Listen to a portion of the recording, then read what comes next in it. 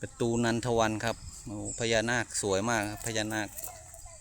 คสามเสียนครับทิศตะวันออก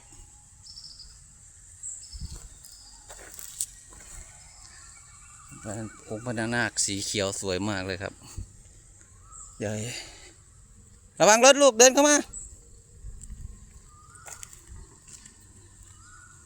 อันนี้พระเกศแก้วจุฬามณีมหาเจดีย์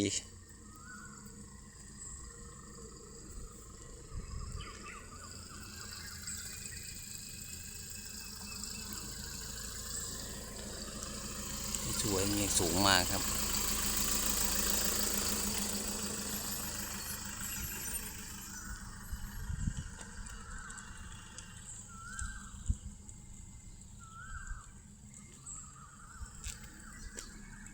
พญานาคท่านสีเขียวจะมีสีเขียวกับสี